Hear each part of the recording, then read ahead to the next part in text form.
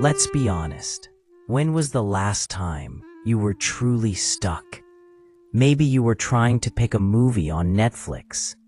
Or maybe you were choosing between two different careers.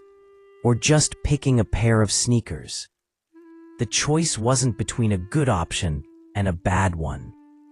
The paralysis came when you had to choose between two great options. And that's the trap. We're the generation of infinite potential. And that's the problem.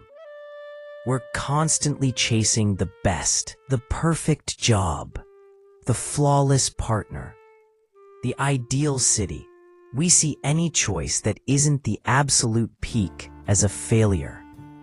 This is about why the constant search for your best option is actually the biggest enemy of your own happiness.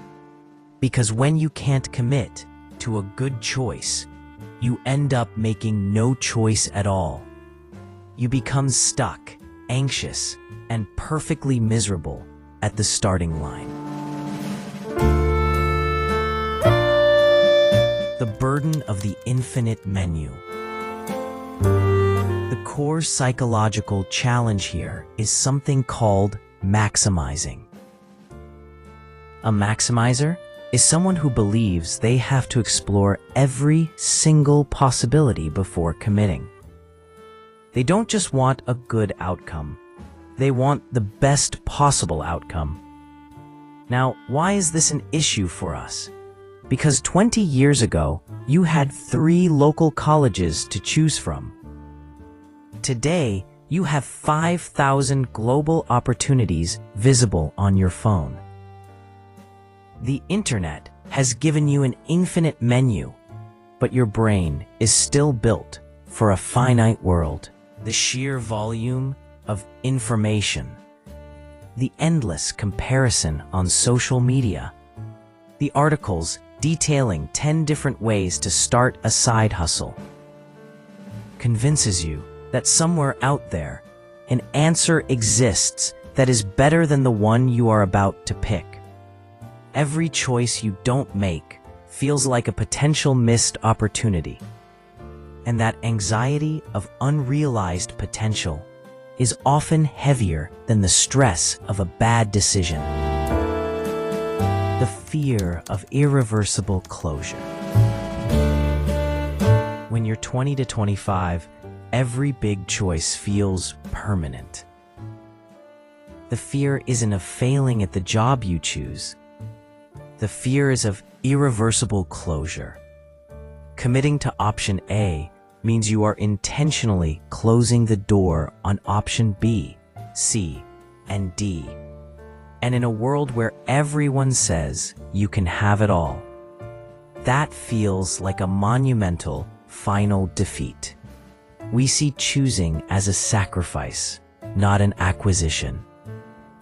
You might stay in a mediocre situation, like a job you dislike or a relationship that's just okay, simply because committing to a new one feels too scary. Why? Because the unknown future still holds the possibility of the best option. You keep your options open, but in reality, you're just keeping yourself stuck. You are prioritizing potential over progress.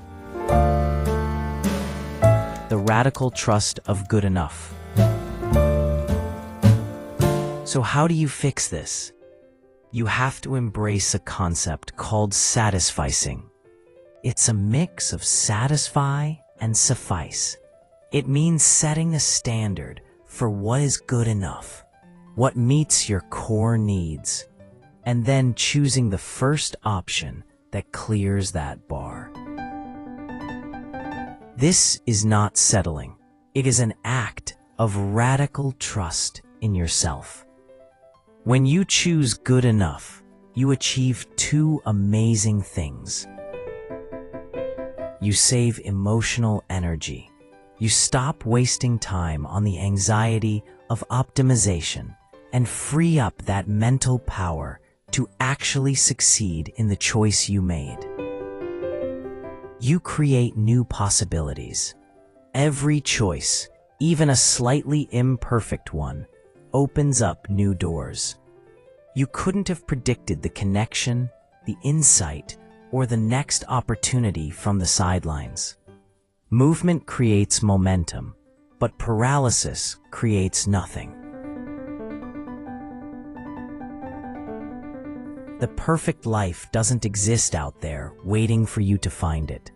It exists in the good choices you make today and the effort you put into making them work. Choose the option that feels right, commit to it, and trust that you have the power to make it the best choice possible.